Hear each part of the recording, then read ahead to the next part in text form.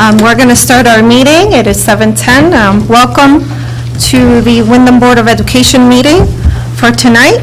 I apologize for the delay. We had to take pictures for the school year yearbook, so that's something that we do every year. So welcome. And we will start today with the Pledge of Allegiance. Mr. Montalvo, can you do us the honor?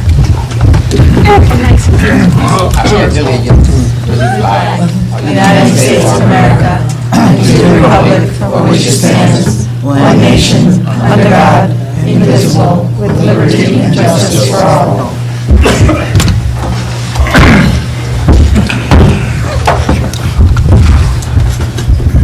Thank you, Mr. Montalvo. On your agenda, you are going to see the Board of Education meeting minutes for March 8th, March 13th, and March 22nd. Any corrections?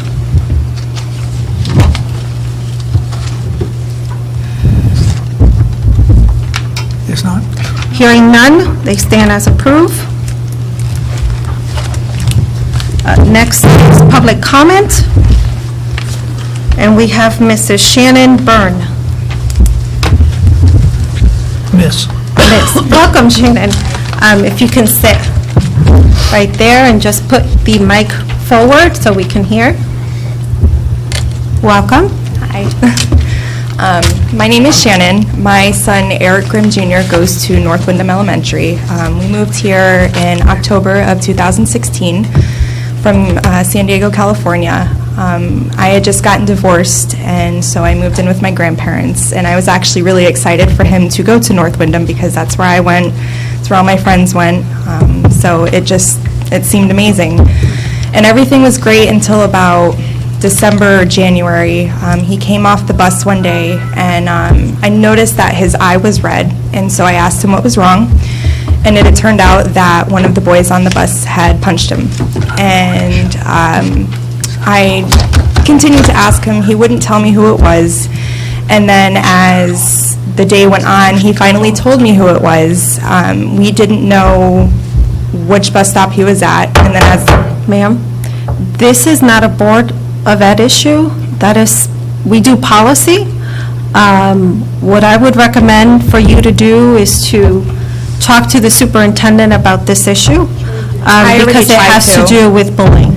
And I understand that, and I've contacted the assistant superintendent, I've talked to the principal, I've talked to everybody, and nothing has happened. And I've said that if nothing has happened, I would go to this, and then if this didn't happen, then I would contact the news stations to get it, because there is a zero tolerance in this. And my son has now been hit 3 separate times by 3 separate children, and there's still nothing being done about it. I will direct you to the superintendent so you can meet one-on-one and address the specific issue. The board, as it stands, can't do anything for you as we stand here now, so I am directing you to the superintendent. Excuse me, I still would like to hear what's going on. There's no reason that this board should not be aware of what's happening. It's not a board issue, John. Correct. It's out of order. It's not a policy. But she's a citizen of Windham. She has all It's the rights. still out of policy. We passed a policy that says that... I was talking, Murphy. She had the right to explain and say whatever she wants to say. If you agree or not, that's up to us. No, she doesn't. That's the whole point. So I don't have a right to speak for my son? No, not if it's out of board policy. Excuse me, this is the Board of Education. This is her last place that she can go to at this point, it seems. But the point is that she still has the freedom to be able to speak at a meeting, whether it's a town meeting, whether it's here. I beg your pardon. We passed a policy. You voted on it. I beg your pardon, you're not the chair. Please let the chair speak. Hold on. So what excuse me, what I am saying to Mrs. Byrne, I am not denying you the privilege to speak to the Board of Education, and I do not know anything about what's going on with your child. What I am instructing you to do is to talk to the superintendent. Which I have tried. Allow her to deal with this issue, because we have a policy in place where it has specific steps for you to take. And since you came to address the board and you made the board aware of this, I am instructing you to speak to the superintendent and allowing her to address this issue with you. May I? Hi, Mrs. Byrne, how are you? Good, how are you? I'm aware that Mrs. Byrne has spoken to the principal of the school and also to the assistant superintendent, Mr. Chaffin. I will be happy to have a conversation with you tomorrow. Please let me know before you leave today your schedule, and I will be happy. I'm aware that you spoke to the principal and you have spoken to the assistant superintendent, and I will be happy to have a conversation with you. Just let me know your schedule for tomorrow, whatever you're available. Okay.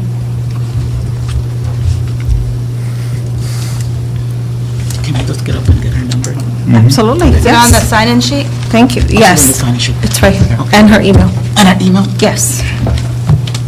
May I say something? Do we have anyone else signed up to No, speak? we do not. I think that it's against our mission, which is supposed to be to include parent engagement, to shut people down when they come and speak at our board meeting, just to let her be heard.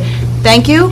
Thank you for your comments. The superintendent will contact you tomorrow. That's all you had to say. But to give someone who took time out of her day, who's a single parent, the opportunity to be heard, I think would have been the better side of what we could have done tonight. So, Mrs. Lambert, I thank you for your comment, but as a policy that we have in place, I am protecting her right as well, because if this continues to go on and she has to file a complaint with the state, then this board should not know anything about the events that transpired with the administration. Because if she has to come back and we have to make a decision as a full board, we already been privy to some information. So we cannot make a decision that will assist her. You received an email on this. You're already privy to this information. Right, and I did not read it. I forwarded it to the superintendent, which is something that each board needs to do.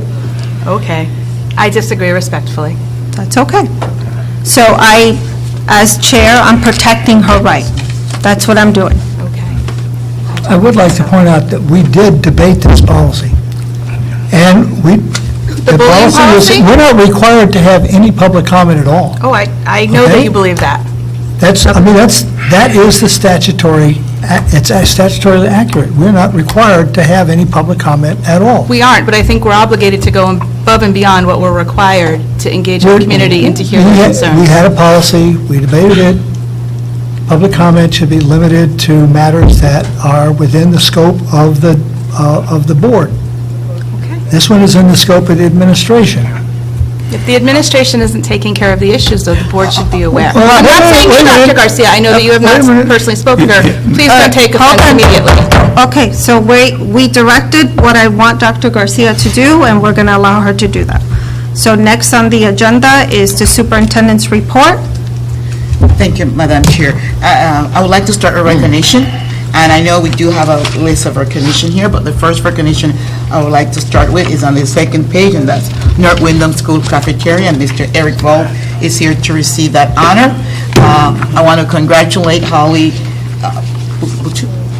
Bucha, she's the cafeteria manager, and the entire cafeteria staff at North Windham School for making a great effort to make their cafeterias much more welcoming and a place that nourish all kids and students. They're very kind. Their kindness to children and their school has been recognized by their peers. So we do have a certificate, Madam Chair, if you don't mind, to help me in this one for the cafeteria at North Windham staff, and Mr. Eric Ball is here to receive that honor. Come on up. Nice job, Eric.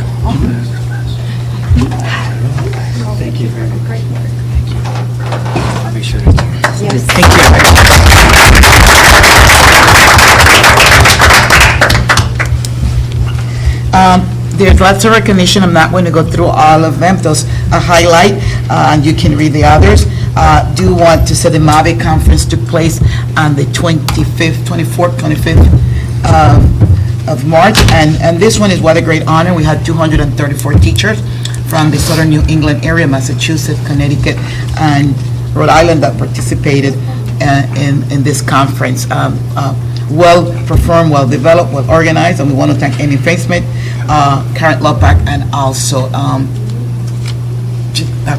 Liz Gardner. Yeah, excuse me, would it be possible next time you could have a photographer here, because this is beautiful for the website? I mean, take picture and put it in the Windham website. When you recognize. Oh, recognition, persons, yes. Like this one. one here, we can take. But nobody took a picture, okay? Okay. So, We'll make sure that our director of communication, make sure there's Goes somebody. back. correct. Yeah, Yeah, definitely. yeah. Okay, thank you. in front of the board will be, Okay. look great. Okay. So we want to recognize and really want to thank the bilingual department for what a wonderful conference that they put on. You know, one of my favorite team is the wrestling team at the high school. Wrestling is something that I really like, and the wrestling team did very, I know Mrs. Bamber, but I like the say a wrestling. word. No, I said you smile. I said, I like wrestling. People don't think I like wrestling. husband but I do. wrestles. It's okay. Wrestling's And they good. perform extremely well in their first season. So we want to congratulate the WWF. wrestling team okay, for their championship. There also were some donations that are here from the Cabinet Soup Kitchen.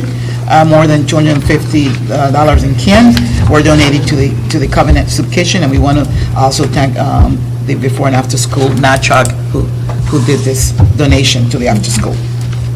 Okay.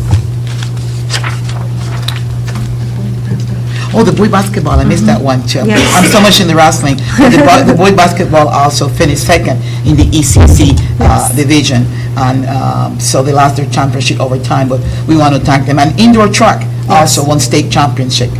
And Alex Kurkensky for the mile run, and Travis Chandau in shoot put. So we want to congratulate them also.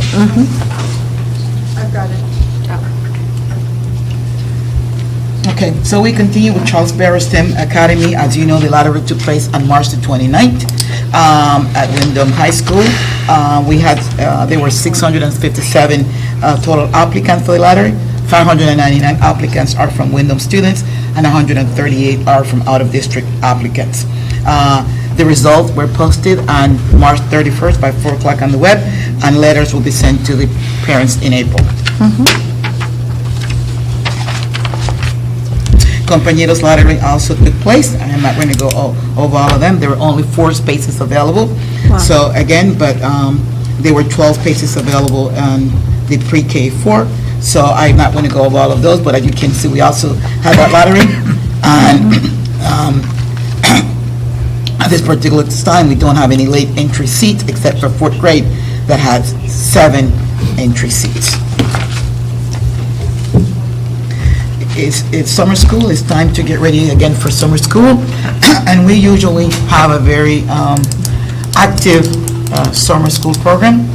And there, just to go over the different summer school program that will take place this summer, we have the K-3.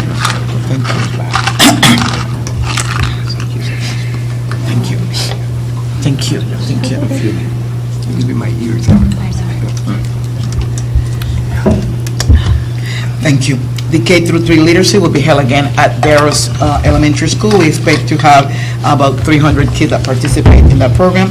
The extended school year for special education, credit recovery for high school, the ECO enrichment. This one will be done in conjunction with QVCC, so they will be providing us the enrichment for the ECO students. We also will have the ADRA readiness camp, and these for 7th graders and coming 8th graders will be attending the camp. And we'll also have a new arrivals program. So as you can see, have a lots of program in the summer for our students. Yes. Just a little bit of update on our benchmark assessment, internal accountability. Currently, we use Riverside. Riverside will be obsolete starting in August, and so Dr. Youngberg and her team has done a fantastic job looking at other assessment tool during the school year. They have a committee, and so 3 tools were recommended, 3 assessment tools were recommended, and this Friday we will take a look at the 3 final, will be the final run of the vetting process. So we'll come back to you later on with the one that were selected, but I'm very confident in the recommendation of Dr. Youngberg and her team, including Mr. Neil Weathers that is here.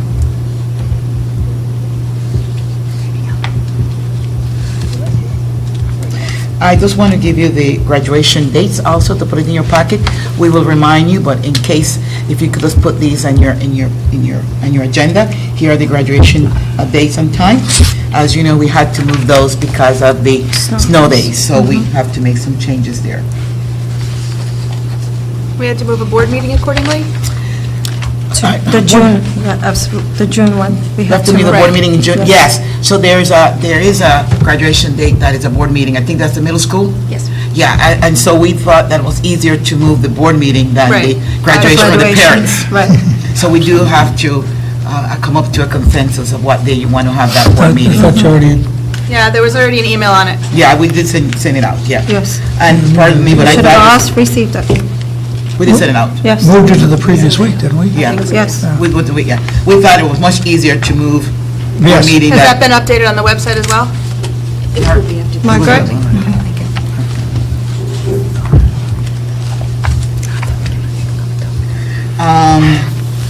Windham High School Program of Studies, so is attached. Windham High School is working and they're enrolling students in the different classes and doing their tally, but what you have is the program of study and also a description of the new courses that they will be offering this year. Some courses in foreign languages, they will be offering courses in business and courses in theater arts, so those are the courses that are here in the first 2 pages. You have math courses that will be offering some new math courses. There is a SAT math that will be there, and a statistics course that they plan to offer. Business and marketing courses also, so there's a description of the new courses that they plan to offer. And in your packet, you will see those courses highlighted with yellow.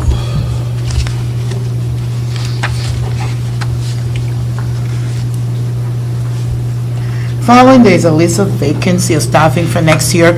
I am not concerned, but a little puzzled. This is not shocking. The numbers are very low right now, but Mrs. Begueto reminded me that the numbers tend to increase in July and August. So right now, we're seeing the numbers very, very low.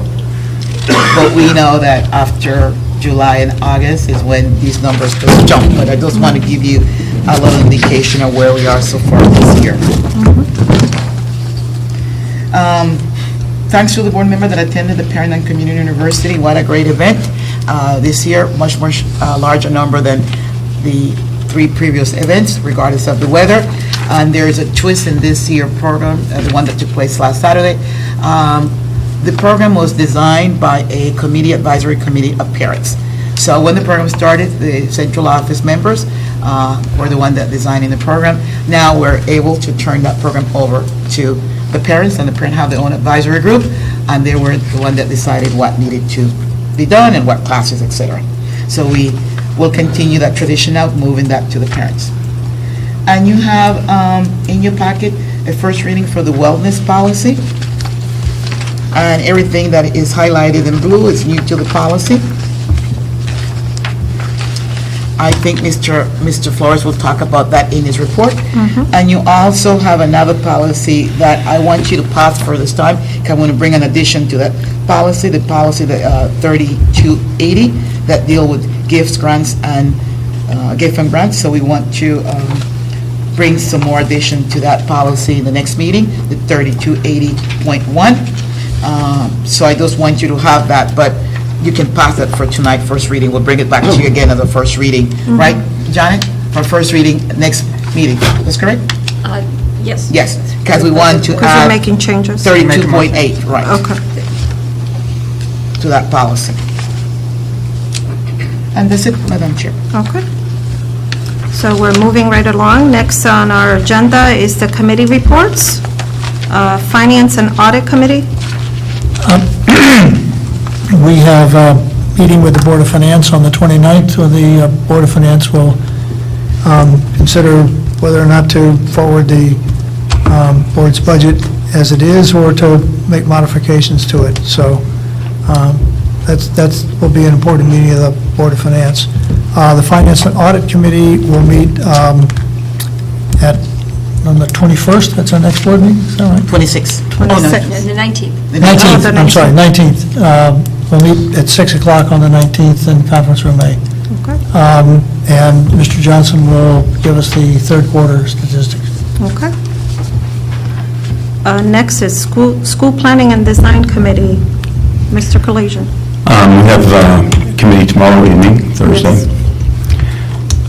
At this point, we're moving ahead and working on this study concerning compañeros moving into the middle school as a school rather than as a program, and be a cohesive K-8. We believe at this point that we have the space to do that, and that would allow families in the district to have hopefully a little bit more flexibility when there are lotteries, so there'd be more openings. That's our projection. Rather than 2 or 3 or 4, there would be a few more available every seating. We're also going to be, per the agenda tomorrow evening, discussing, at least briefly, the future of regionalization and how that might impact us, what our role might be, and the like. We, at this moment, still have an active, open Wells Committee that has yet to be signed off on, but will be soon, I anticipate. The middle school's roof is complete and in place and not leaking. A good job was done, we believe.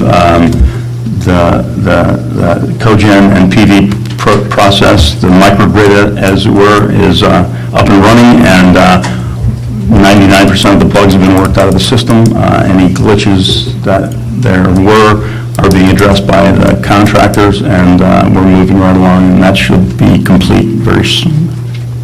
Thank you. And just for clarificational purposes, so the Compañeros program discussion in your committee Yes. is exploratory as we Yes. stand currently?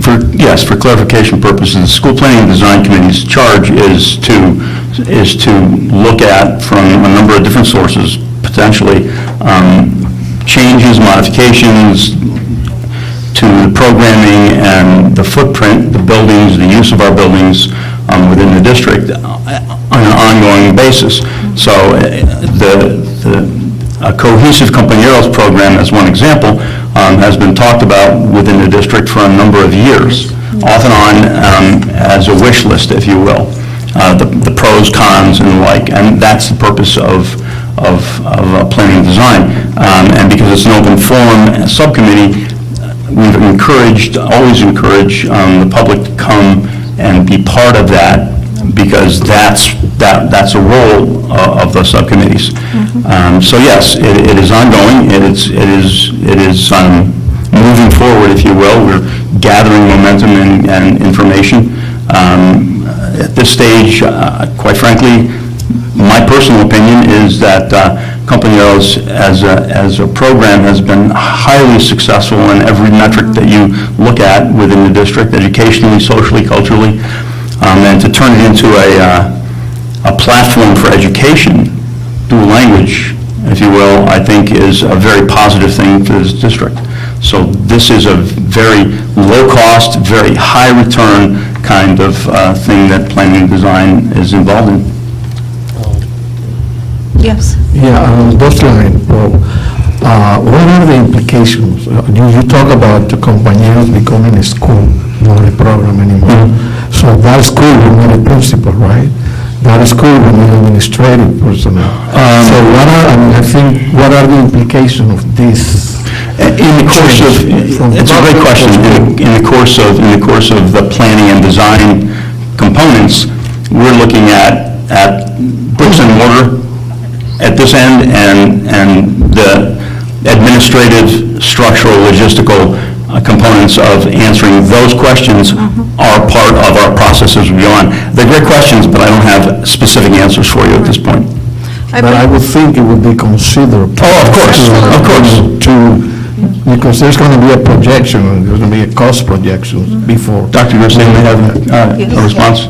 Just two comments. Sure. So there was a very, I believe, very informative forum that took place regarding Compañeros a couple weeks ago. Ms. Lambert was there and Mrs. Sosa was there, and very informative because we did get some, to hear some of the underlying issue from parents, and that's very important. And so we're taking all those questions, and we are compiling those questions and to provide an answer to parents. And one of the things that came up is considering compañeros at another location. And so I will be putting that on the agenda for planning and design. Great.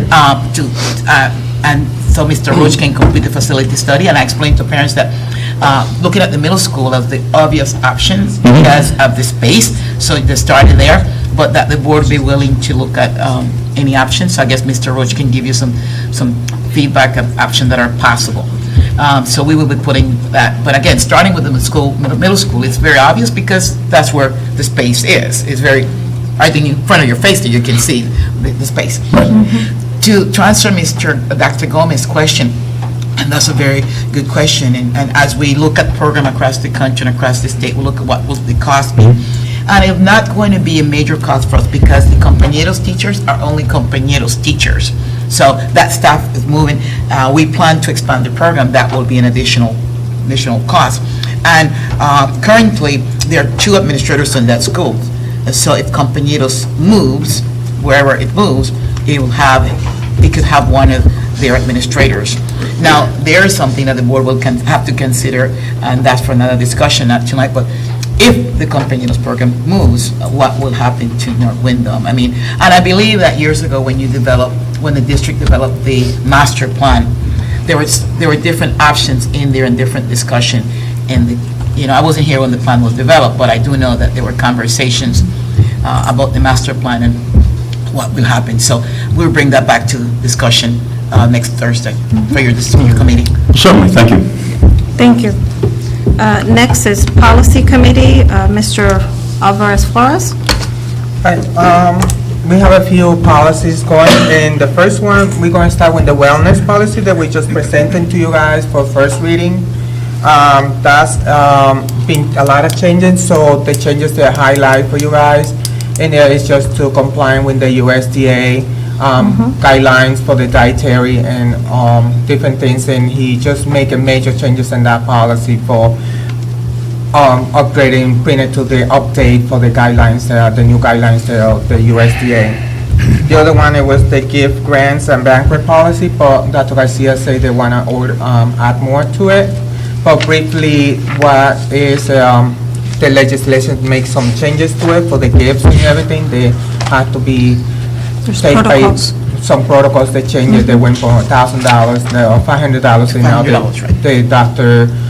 Garcia had to take it. Before it was up to $1,000 the school can take, but now it brought it down. So it's a lot of changes that being in there by the legislation. And the other two ones, right now we have in here for today for action recommendation approval for the second reading was the Windham Public School Employment Check Policy and the personal recommendations approval. Okay. And we still have some other policies that we're working on that we're going to bring back. Dr. Sewell? I have a question about the gifts, grants, and bequests policy 3280, actually 3280.1, which is the long one that has all the details. Right. There's a website called Donors Choose. I know about it because I occasionally make a donation. Teachers from all over the country propose a project, and it's sort of a teacher's GoFundMe. And a number of the proposals in Donors Choose are from Windham Public School teachers. Those are the ones I donated to. But it doesn't seem that what's going on with Donors Choose is possible under policy 3280.1. Correct. Because it essentially says that any gifts have to go through the board. Yes. That's because of the new This regulations. legislation. So how do we manage? Because there are active Donors Choose requests for funding right this minute.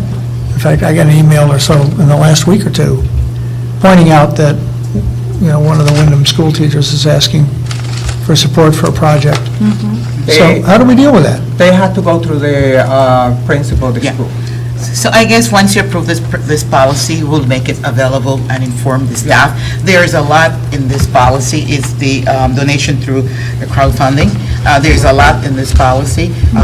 Before the teacher requests a donation, the principal must be informed of the request, et cetera. But it says- There's lots in here that we need to inform.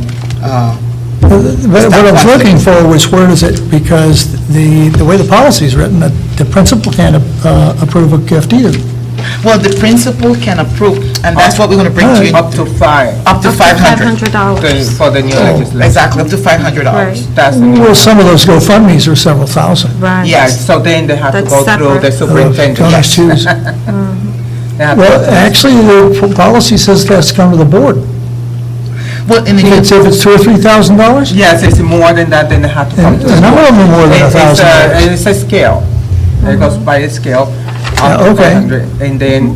But we haven't been getting GoFundMe requests, and I don't know that we No, want to. because then that's in the old policy, it's not, the new policy will be. Yes. The old policy don't have that. the Uh-huh. So scale in to go. detail. Do we really want to do that? We have to buy the legislation. Mr. Flores is correct. The old policy did not have it. The new policy does. The old policy have that schools All can right. receive donation up to $1,000. I But it did suppose not have- nobody in the legislature considered the Right. burden that that's going to place on the paperwork, because there's a lot of those projects. Yeah. Yeah, we have to do it. Crowdfunding is new. Yeah. Crowdfunding is new. All these requirements, they're new. Right. Yeah. So you're just simply updating the Yeah, policy updating the policy according to the to the GAPE and all legislature? the new requirements Okay. that we have to. If I may, Madam Chair, Yes. our policy regarding gifts was only 2 paragraphs long. The new policy regarding gift donation is 1, Yeah, I saw that. 3, Yes. 4, 5 pages long. Yes, We know they are up the new things. okay. So we're going to have to have a process for dealing with these things, otherwise we're going to get bogged down in them. Right. Right.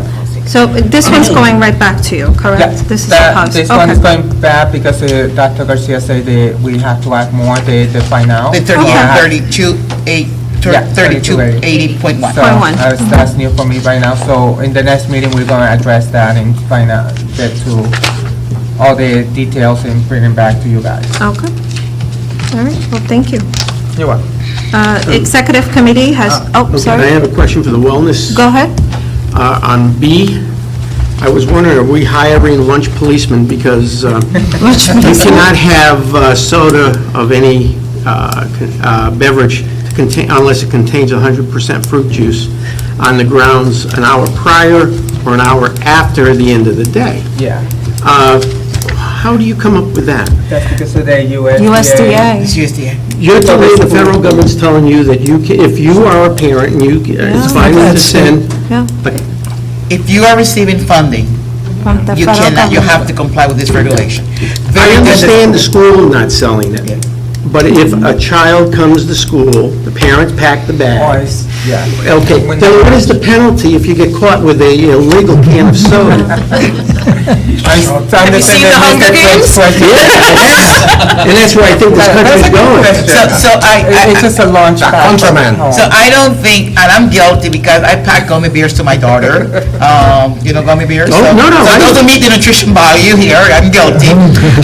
But I think it doesn't really, I don't think the purpose and the intention of the policy is not to that extent. I think you refer more to. In the building. To the building. That's what it says. Yeah, you refer more to the fundraisers that schools do. So having those fundraiser after school, it's certain amount of time after school end that they can have. Well, I those. understand all that, but here it says an hour before and an hour after. It means like if you brown bag into school and you have a can of soda, you are carrying illegal drinks. Well, gummy bear, granola, some of the Yeah, gummy bears, I just want yeah. a clarification here so that some student isn't put in, hibernation or sent home because he's got. No more little devils or homos either. It's just John, fundraisers and it just. I think, surround the I think building. is that they forbid the school to provide that. To provide But it.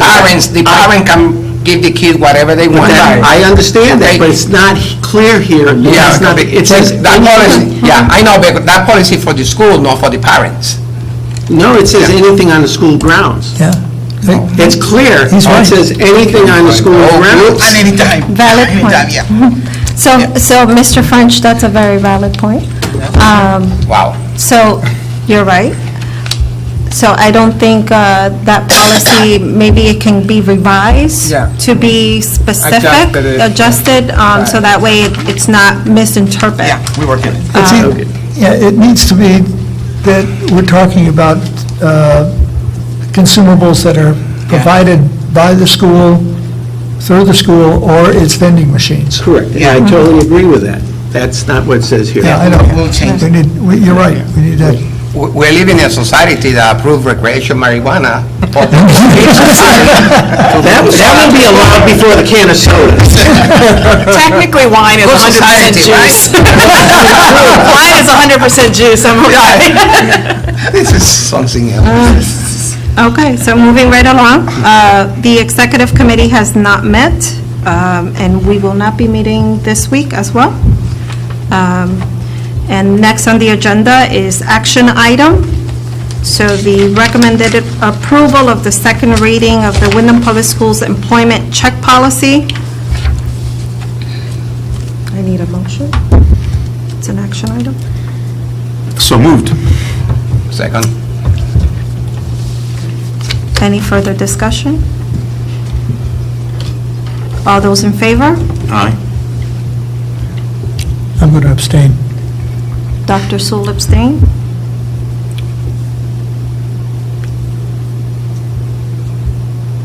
Thank you. And the next one is recommended approval for personnel recommendations. I need a motion.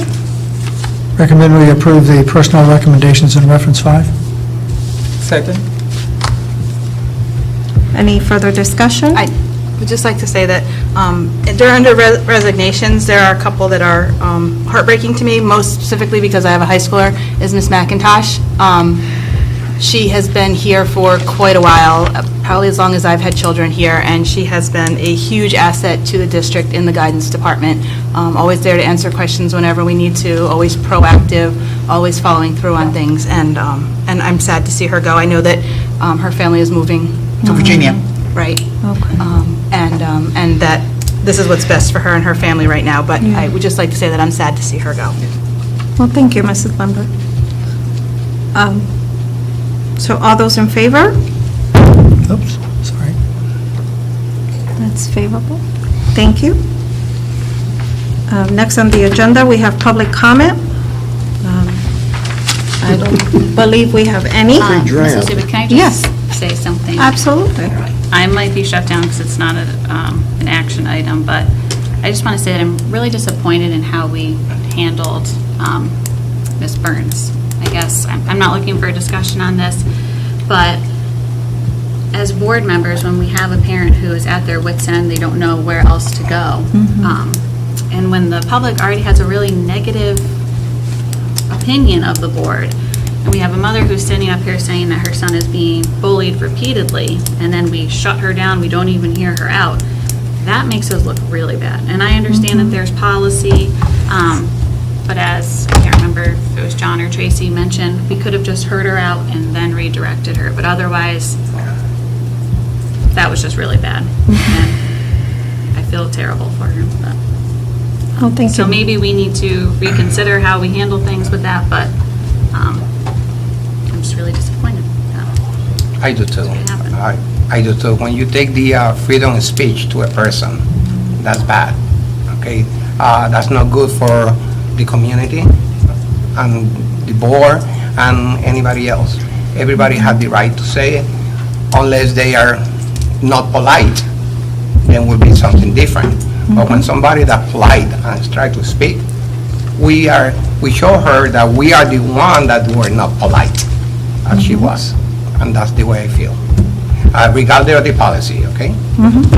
Well, and I'm hearing what you're saying, but myself as a policymaker and understanding the gravity of this policy, I am strictly protecting her right as a parent. I understand that she's upset, and she has every right to be upset. This is her child. I'm not taking that right away from her. But I am simply protecting that parent's right. If this moves forward and it becomes a complaint with the State Department of Education and attorneys get involved, we need to protect ourselves. And we cannot hear the case because we have already heard in a public forum what the issues are. So I need to protect her, and I need to protect this board. And that's exactly what I've done.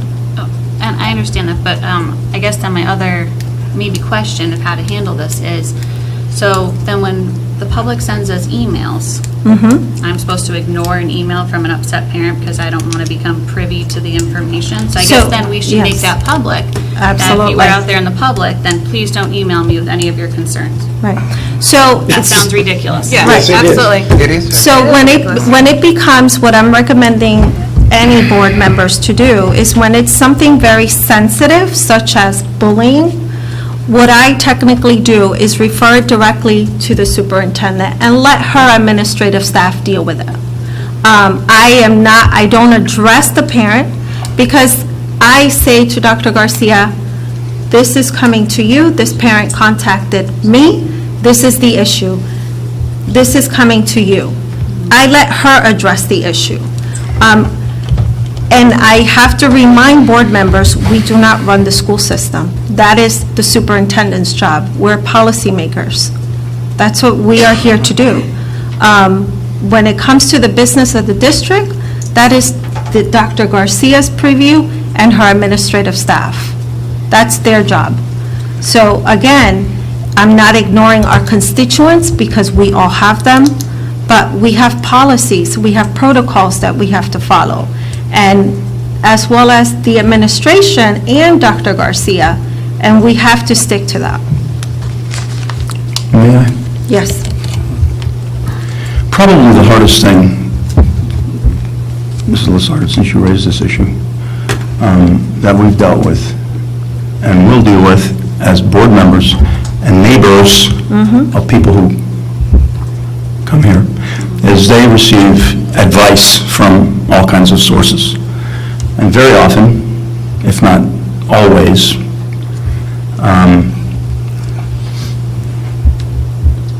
our role as arbitrators, and no one uses that word, unfortunately, that's it's one of our statutory roles, is arbitrators.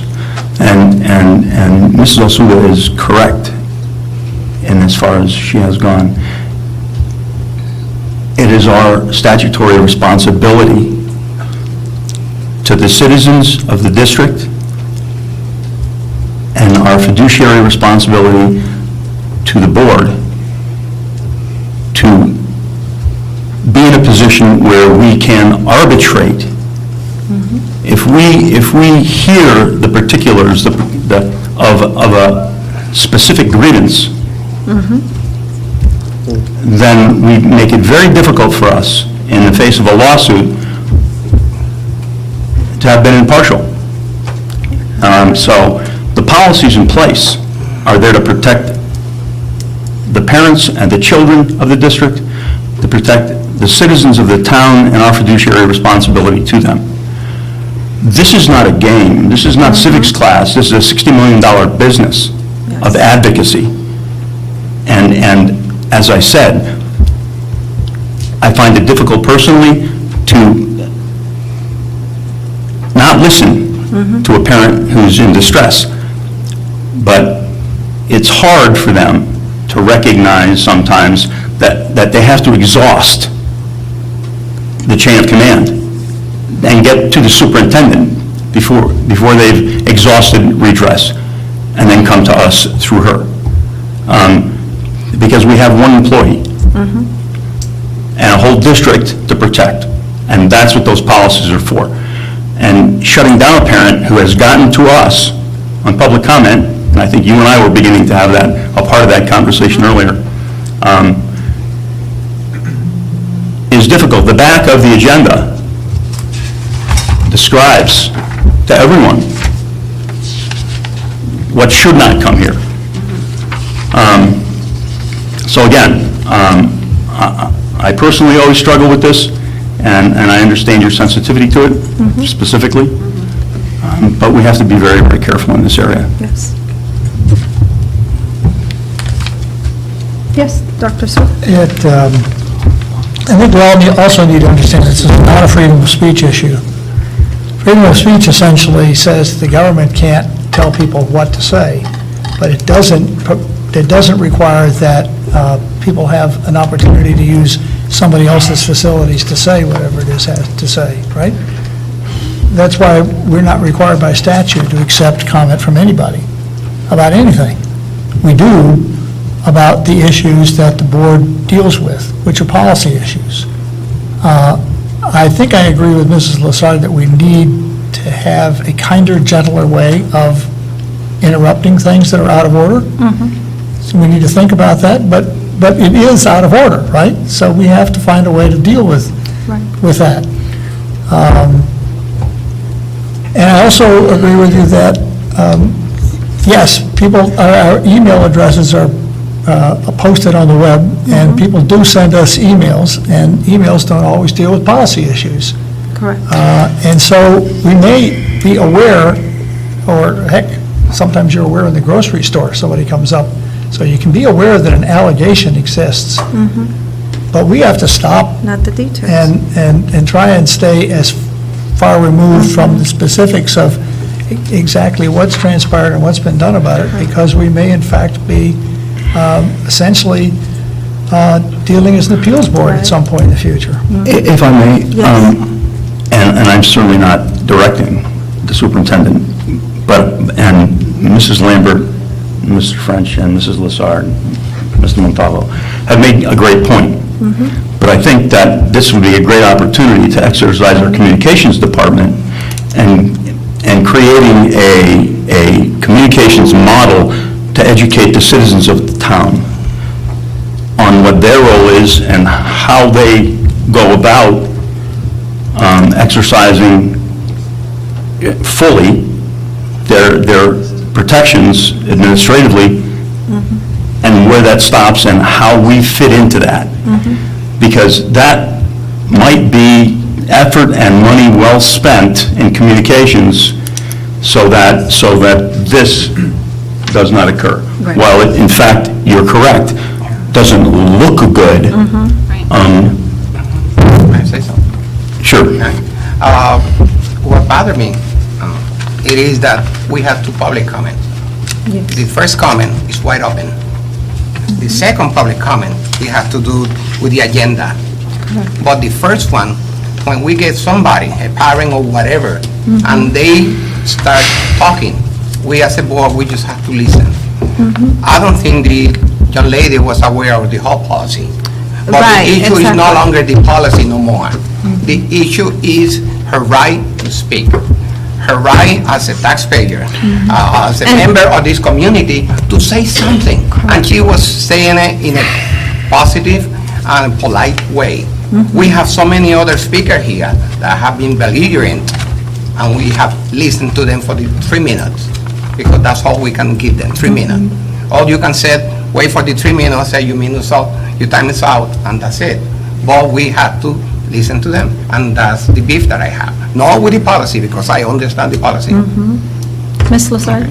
Paul, I like your idea. Your that- suggestion, Your yes. suggestion that the public just needs to be informed then about what that chain of command is, what they should and should not communicate with us, so that we're not put in this kind of predicament. So- And I think this is also a perfect opportunity to bring in a trainer for the full board as well on how to, what belongs in the superintendent's preview and her staff, and what belongs to board members, and how we handle those difficult constituents' requests. How do we handle it in order to protect the parent, in order to protect ourselves? So this is a perfect opportunity for us to bring somebody in and train the board members, because that's never a negative, it's always a positive. And also, I agree, I like your idea, Mr. Kalajian. And I'll leave that up to the superintendent to take the lead on that. And I think these should be issues that run in parallel. Correct. We too often think only in terms of telling them something. Yes. and our model of communications is flawed, and we've been seeing it's flawed over and over and over. So I think this is a great opportunity for us to do a better job at communicating in another way with our constituents. Okay. May I say something? Yes, absolutely. By no means I will interfere in the business of the board. My job is not to monitor the board. I've said that I do not police the board. But I do want to remind the board that parents are our partners, but at the same time, we do have administrators, and we also need to be responsible to our teachers and to our administrators. And also, it's very important for the board to things that are placed on Facebook sometimes are not necessarily the facts, given the right information. So it's also disheartening for administrators when they see that they have taken appropriate action and that are comments made by the board that not support them. So I want to be careful that the parents' concern is also valid, but they are administrators that also, their concern is also valid, particularly when we know that they have evidence that they have taken the right steps. So I just want to bring the board word to that. I like the idea, Mr. Kalajian, about setting what are the responsibility of the board, the community, but also that goes hand in hand with the board, because we cannot tell the community this is the protocol that you need to follow, and then the board do another protocol. So I think that idea is good for everybody to be on the same page is very, very important. So moving right along is the proposed for executive session. Do you want to take a 5-minute recess before we go into executive session? You have to have a motion. Yes. Move to enter executive session in 5 minutes. In 5 minutes. So it's 8:01. Thank you. Vote? Why? The executive session is for documents pertaining to personnel matters, just for the record. Correct. That's supposed to be said at each meeting. Yes. Thank you. So it's 8:01. No, you're supposed to say it in one motion, not just that's what it said on the agenda.